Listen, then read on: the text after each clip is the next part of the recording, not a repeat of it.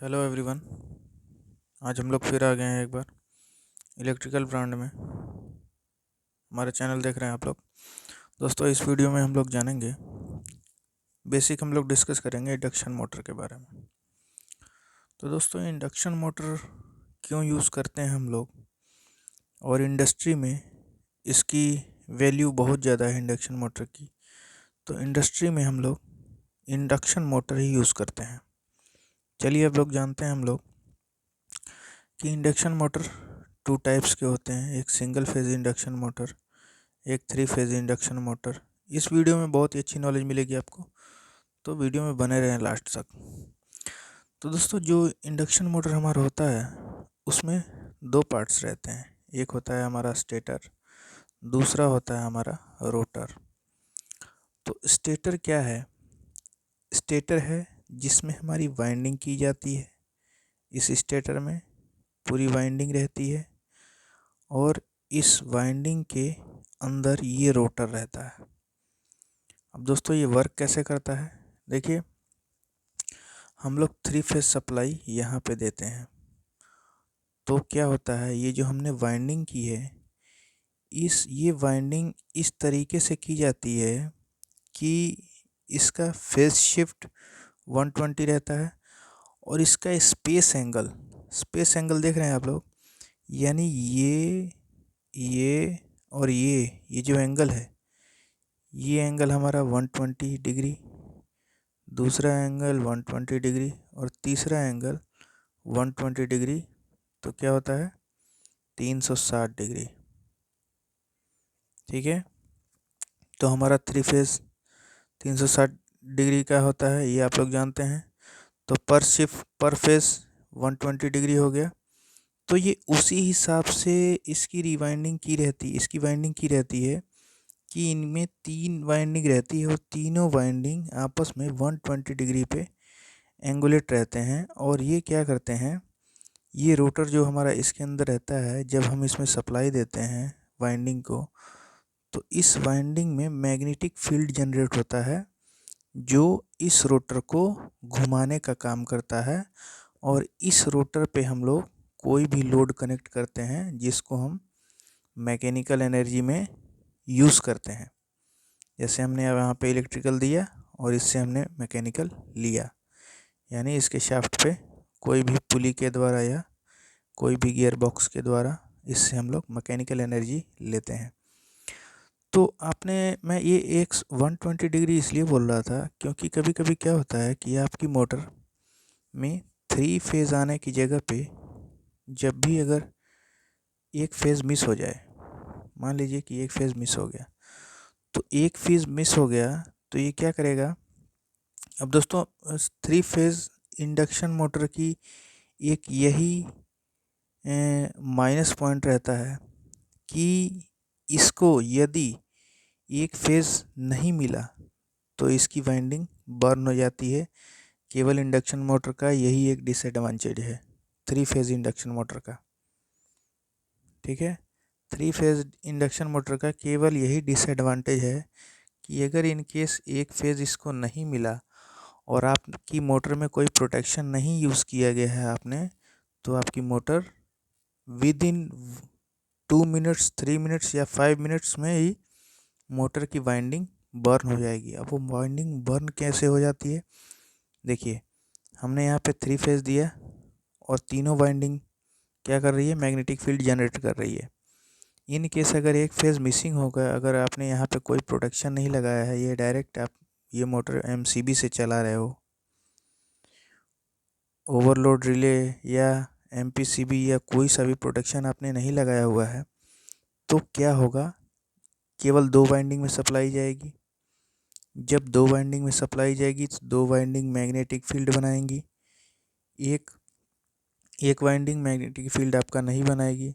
जब एक वाइंडिंग आपका मैग्नेटिक फील्ड नहीं बनाएगी, तो जो इसके अंदर रोटर है, और प्लस रोटर से आपने लोड को कनेक्ट किया हुआ है ऑलरेडी, तो क्या करेगा, जब ये दोनों वाइंडिंग में सप्लाई आएगी, तो ये दोनों वाइंडिंग मैग्नेटिक फील्ड बनाएंगी, और ये इस रोटर को घुमाने का प्रयास करेंगी। क्योंकि इसको फुल 360 डिग्री पे इसको मैग्नेटिक फील्ड नहीं मिल रहा है और केवल इन्हीं 2 वाइंडिंग से अगर मैग्नेटिक फील्ड मिल रहा है तो ये मोटर क्या करेगी, रोटर को घुमाने की कोशिश करेगी। चूँकि लोड इस पे कनेक्ट है, जो लोड ये 3 वाइंडिंग ले रही थी, अब उसी लोड पे ये 2 वाइंडिंग लेंगी और जब 2 वाइंडिंग ये लेंगी तो आपकी मोटर अगर 10 एम्पीयर इसका रेटेड एम्पीयर है, तो जब इसमें एक फेज़ मिसिंग हुआ तो ये मे बी 40 से 50 एम्पीयर लोड लेगी। 10 गुना तक भी एम्पीयर ले सकती है, जिसकी वजह से क्या हो जाएगा, जो आपने वाइंडिंग की है इसमें, जो इसमें कॉपर यूज़ किया हुआ है जिस साइज़ का, उस साइज़ वो साइज़ सफिशिएंट है 10 से 20 एम्पीयर लेने के लिए, और उस पे आपका 40 से 50, 60, 70, 80 एम्पीयर जा रहा है, तो क्या होगा, जो आपने वाइंडिंग की है उसका इंसुलेशन वीक होगा। इंसुलेशन वीक होगा तो वाइंडिंग शॉर्ट होगी, वाइंडिंग शॉर्ट होगी तो बॉडी से टच भी हो सकती है। और जो इसमें मान लीजिए इस कॉइल के भी जो वाइंडिंग हुए हैं, ये दोनों आपस में वाइंडिंग भी शॉर्ट हो सकती है और आपका मोटर बर्न हो सकता है। तो दोस्तों, इसके लिए आपको क्या करना रहता है, 3 फेज़ आपकी मोटर में सिंगल एक फेज़ मिसिंग ना हो, जिसको सिंगल फेसिंग बोलते हैं, उसके लिए आपको प्रोटेक्शन लगाना पड़ता है। क्या, एमपीसी भी लगा सकते हैं, क्योंकि जब भी आपका एम्पियर हाई हो तो आपका सर्किट ब्रेक कर दे। ठीक है, एमपीसीबी का मतलब मोटर प्रोटेक्शन सर्किट ब्रेकर। दूसरा, आप ओवरलोड रिले लगा सकते हैं। तो दोस्तों, ओवरलोड रिले ये आपकी काम करती है थर्मल प्रोटेक्शन पे, यानी थर्मल प्रोटेक्शन में जो ओवरलोड रिले रहती है उसमें जो स्टिप लगी रहती हैं ऐसे 3 इंटरनली, तो वो क्या करती हैं, हीट होती हैं। जब आपका जितने पे आपने सेट कर दिया है, जैसे मान लीजिए कि आपने 10 एम्पीयर पे सेट कर दिया है, ठीक है, तो जब आपकी मोटर 10 से ज़्यादा एम्पीयर लेगी तो ये ओवरलोड रिले, जैसे मान लीजिए 12 एम्पीयर ले रही है, तो धीरे धीरे ओवरलोड रिले हीट होगा, क्योंकि ये थर्मल पे काम करता है, हीटिंग पे हीट होगा, उसके बाद आपके सर्किट को ब्रेक करेगा। ठीक है, तो इसलिए may be in case overload relay perfectly work नहीं कर पाता है, जिसकी वजह से हम लोग एमपीसीबी लगाते हैं या एमपीडी भी लगाते हैं। एमपीडी का भी नाम आपने सुना होगा। एमपीडी का मतलब है मोटर प्रोटेक्शन डिवाइस। ये इससे भी अच्छा काम करता है एमपीसीबी से भी। लेकिन दोस्तों, जो हम लोग एमपीसीबी लगाते हैं, ये हम लोग लगाते हैं पावर सर्किट में। ये आपको ध्यान देना है। अगर कोई आपसे पूछता है कि एमपीसीबी कहाँ लगाते हैं, तो ये आपको ये बताना है कि आप स्टार्टर के पावर सर्किट के सीरीज़ में लगाते हैं एमपीसीबी। जबकि जो एमपीडी है, ये एमपीडी आपको कंट्रोल सर्किट के लिए लगाते हैं।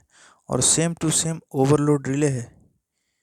दोस्तों, एक और अच्छे पॉइंट पे मैं बात करूँगा कि जो ओवरलोड रिले है, ये आपने देखा होगा कि ये कॉन्टेक्टर लगा रहता है, ये कॉन्टेक्टर लगा रहता है और इसके नीचे ही एक ओएलआर लगा रहता है।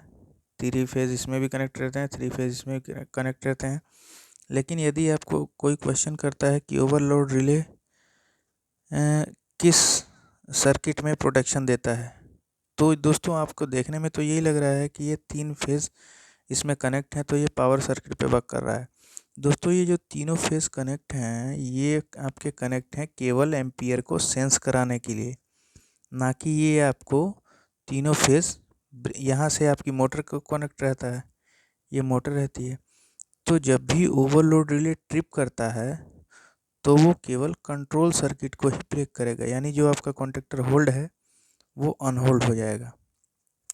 वो ये जो 3 फेज़ सप्लाई है, इन सप्लाई को ब्रेक नहीं करेगा।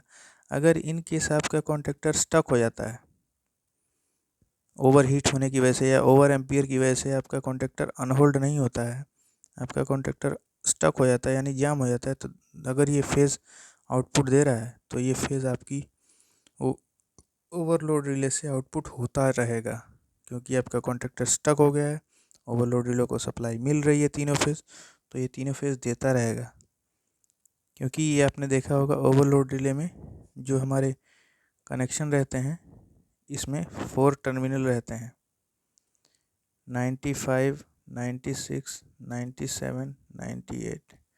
जो 95, 96 रहता है ये एनसी रहता है, इसी को हम लोग यूज़ करते हैं। एक फेज़ यहाँ से देते हैं और इस फेज़ को हम लोग स्टार्टर में सीरीज़ में पूरा घुमाते हैं, जिससे हमारा सर्किट क्लोज़ होता है। और जब ओवरलोड रिले रहता है तो ये जो एनसी रहता है इसको ओवरलोड रिले एनओ कर देता है, जिससे सप्लाई आपकी ब्रेक हो जाती है और स्टार्टर आपका स्टॉप हो जाता है। अगर आपको ओवरलोड रिले में डिटेल में जाना है तो हमारे चैनल के वीडियो में डिस्क्रिप्शन में देख सकते हैं, और हमारे चैनल पर विज़िट करके दोस्तों और भी बहुत सारी वीडियो देख सकते हैं। आशा करता हूँ कि ये वीडियो समझ में आई होगी। अगर समझ में आई हो तो लाइक करें, सब्सक्राइब करें। Thanks for watching.